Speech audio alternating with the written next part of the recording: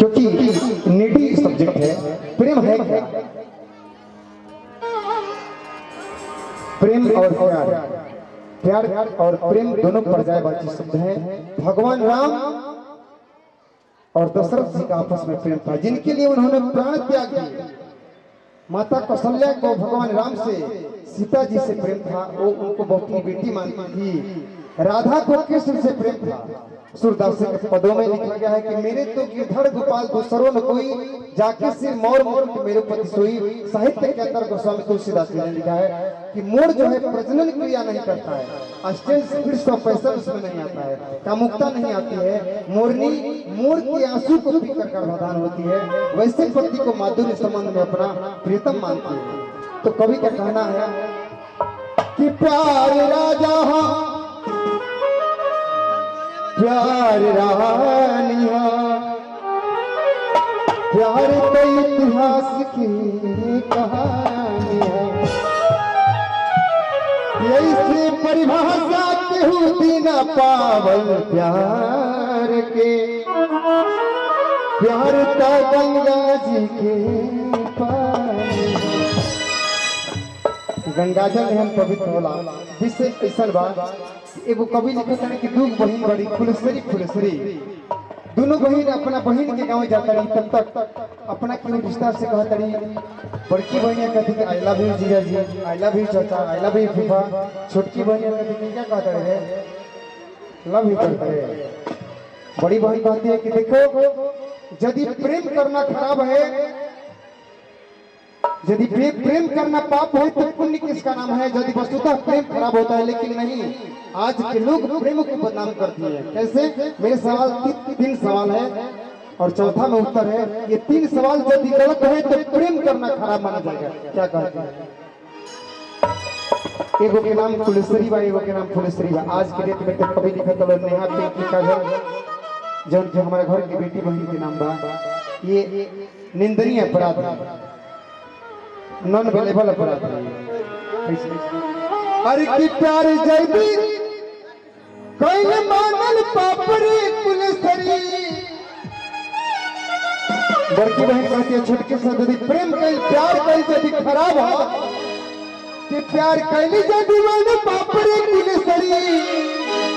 अरे तमन में तो करना विचार कि राधा जी कहीं के कृष्ण कन्हैया से, कि राधा जी कहीं के प्यार कि प्यार कैली जाती मानी पापड़े फुलेश्वरी। प्यार कैली जाती मानी पापड़े फुलेश्वरी, प्यार कैली जाती मानी पापड़े फुलेश्वरी। तो मन में तो करना विचार राधा जी काहे कृष्ण कन्हैया से, राधा जी काहे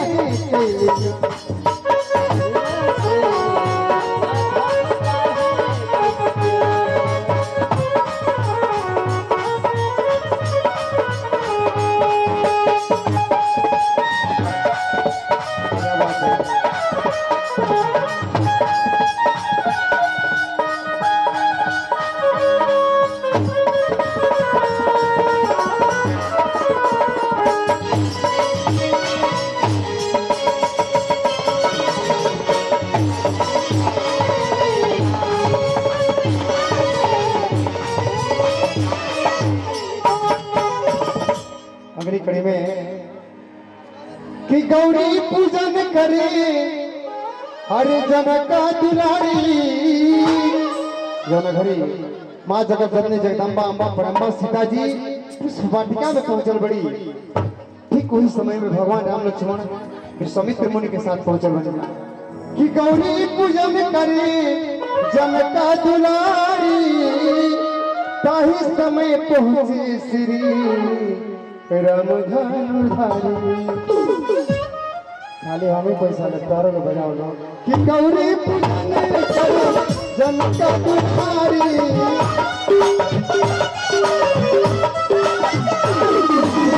ताही समय पहुंचे राम धनुधारी।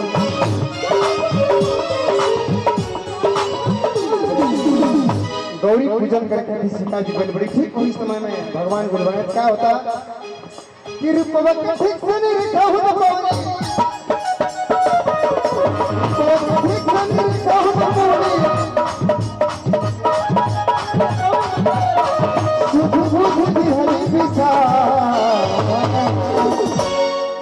रूपवा के ठीक से नहीं रखा हो न पावनी सुध बुद्धि हरि विचार सीता जी का है कोई प्यार राम रघुवैया से। यही गीत के परमादरणीय राष्ट्रपति पुरस्कृत भोजपुरी लोक सम्राट श्री भट्ट शर्मा गौल बनी कि राम देखे सिया को सिया राम को कि बागों में खड़ी की खड़ी रह गई राम देखे सिया को सिया राम को राम देखे सिया राम को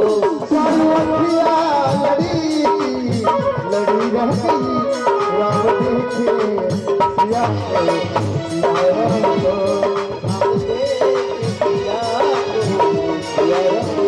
दुख प्रमाण तीसरा प्रमाण लिख दे दिया।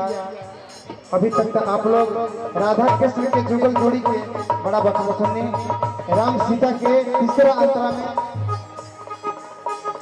जग में न होगा कोई नहीं एक वैसन प्रेम के जोड़ी बा जौना के कि कोनो आज तक तुलने न कर गई। शंकर भगवान के गौरा जी से शादी भइल धुरन काका कहले कि गौरा बाई 12 वर्ष के बड़वा बच्चा जग में न हुआ कोई नहीं हो सकिया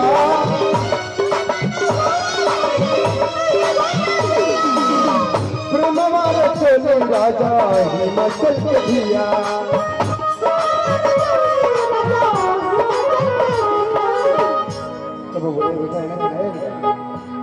राजा हिमाचल के पुत्री जौन प्रेम कैली ओकरा के हमनी के समाज में घर में आंगन में माई बहन बेटी गावेली सपवा बसहा चढ़ल अइले भोला ससुरिया सपवा छोड़ेला फुफकार ई सामने आइले बसहा चढ़ल अइले भोला ससुरिया सपवा छोड़ेला फुफकार यार मैं सने बोला बोला न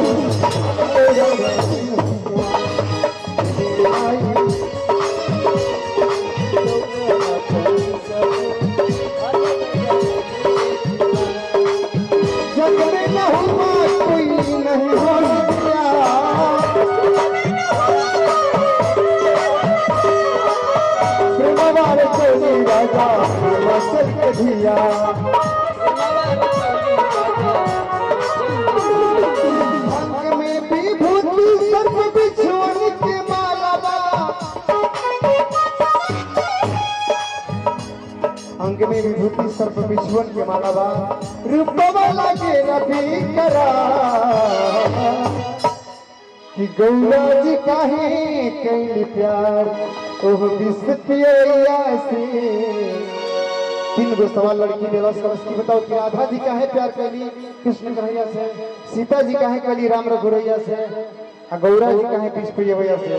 बात लेकिन है तो ठीक ही कहता सही बात बा। तो यदि सही बात बा तो हम ही न कहीं सारा बेदवा बखानी प्रेमवा के मानल जाला गंगा जी के पानी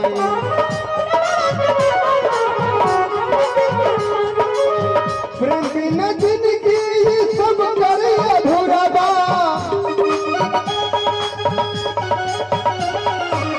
एगो कभी की अपन रचना बा एकरा में थोड़ा सा हास्यप्रद भाव बा हंसे खातिर कि प्रेम बिना जिंदगी ई सब करे अधूरा बा।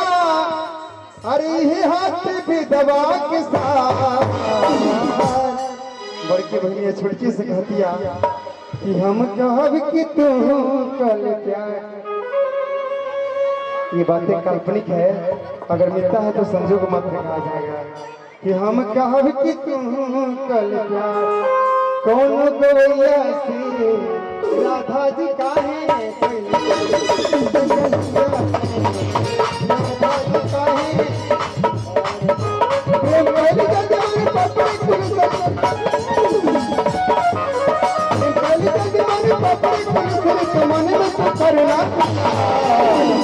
राधा जी काहे